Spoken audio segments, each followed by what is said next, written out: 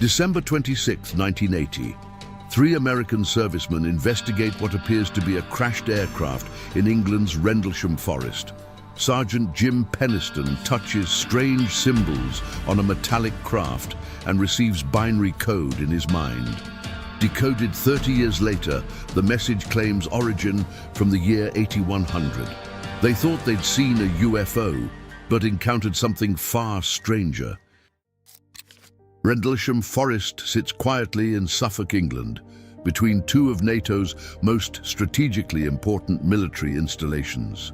RAF Woodbridge and RAF Bentwaters housed American nuclear assets during the height of the Cold War, making this sleepy English countryside one of the most secure and monitored locations in Europe.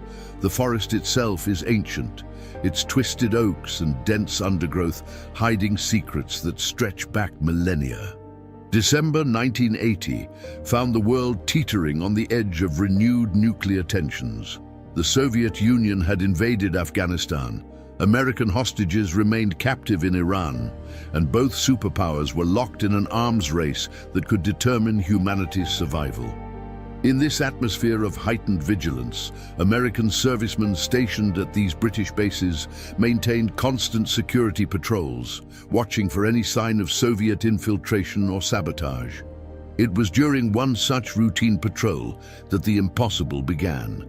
At approximately 3 a.m. on December 26, 1980, security personnel near the east gate of RAF Woodbridge observed strange lights descending into Rendlesham Forest. The initial assumption was logical. A civilian aircraft or military craft had experienced mechanical failure and crashed in the woods. Standard protocol required immediate investigation to secure any sensitive materials and assist survivors. 3 men were dispatched to investigate: Staff Sergeant Jim Penniston, Airman First Class John Burrows, and Airman First Class Ed Cabansag.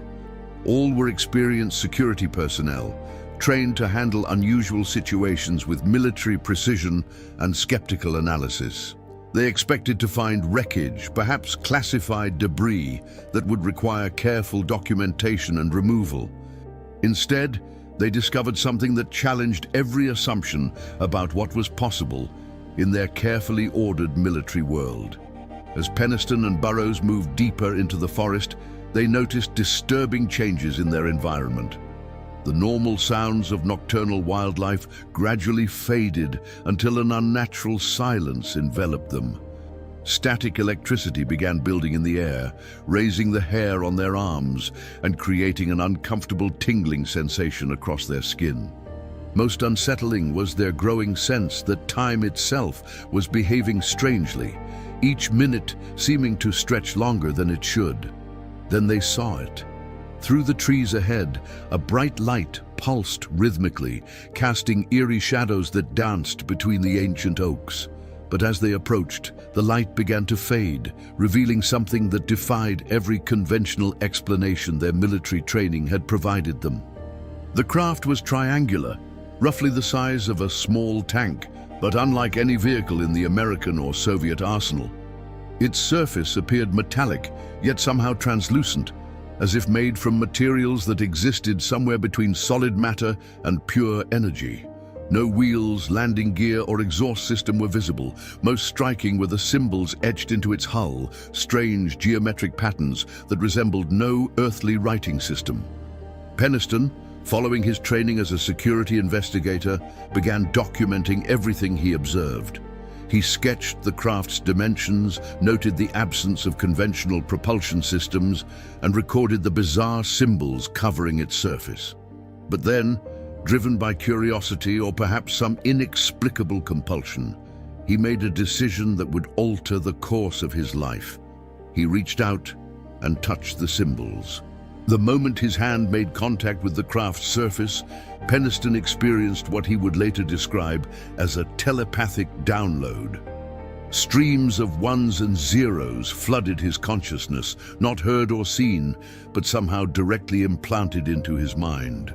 The binary code sequence was so vivid and persistent that he felt compelled to write it down, filling page after page in his notebook until the overwhelming flow of data finally ceased. Meanwhile, Burroughs was experiencing his own impossible encounter.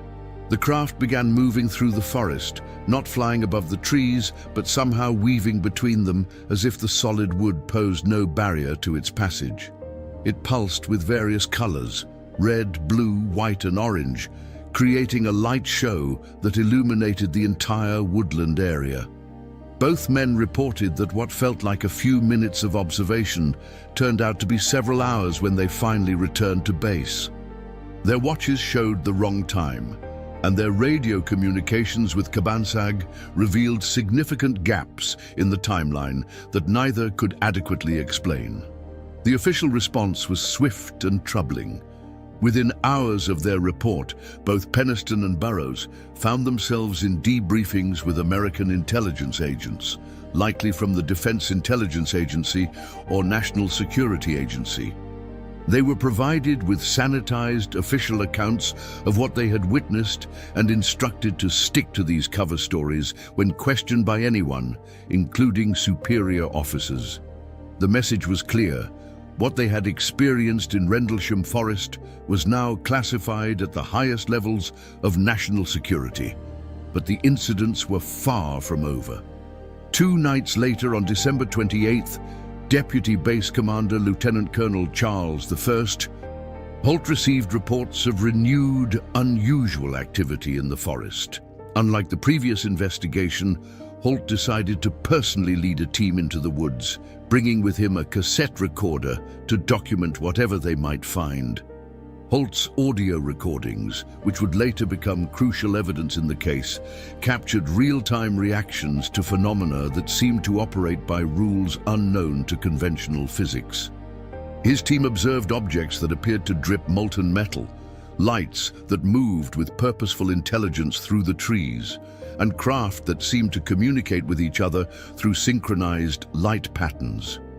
If you're finding this story as incredible as we are, please hit that like button and subscribe for more mysterious encounters that challenge everything we think we know.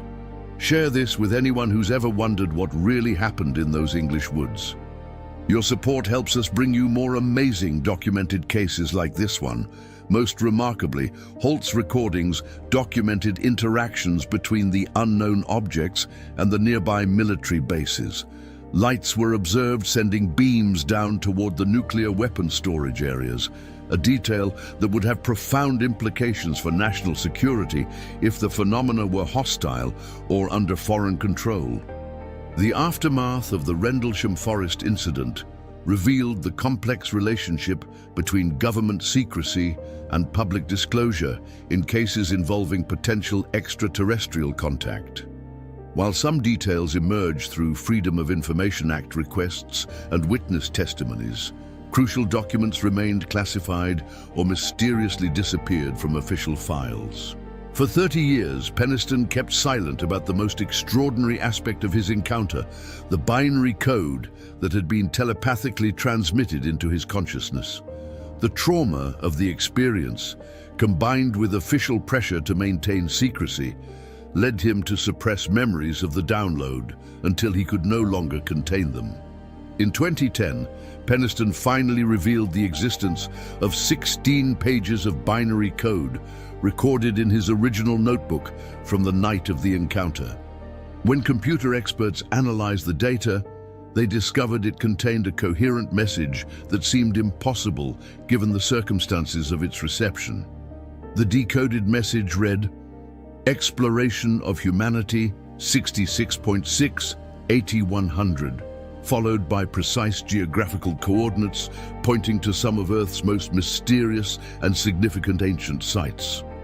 The coordinates led to the Great Pyramid of Giza, the Nazca Lines in Peru, the ancient Temple of Apollo in Greece, mysterious High Brazil near Ireland, sacred locations in China, sites in Arizona and Belize, and other places that have puzzled archaeologists and historians for centuries. Most intriguing was the reference to origin year 8100, suggesting the message came from beings claiming to be from humanity's far future, approximately 6,000 years beyond our current time.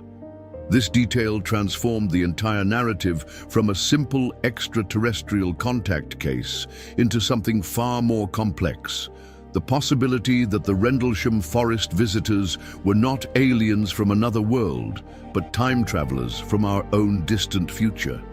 The implications are staggering. If authentic, the binary code suggests that advanced humans from the year 8100 are conducting some form of historical research or intervention in our timeline.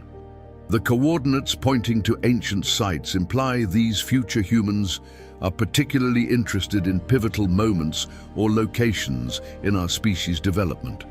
Critics of the Rendlesham case point to various conventional explanations. The nearby Orfordness Lighthouse, atmospheric phenomena, misidentified aircraft, or even elaborate military exercises designed to test base security. Some researchers have suggested the entire incident was staged by British Special Air Service personnel as retaliation for an earlier American security breach. However, these skeptical explanations struggle to account for several key aspects of the case.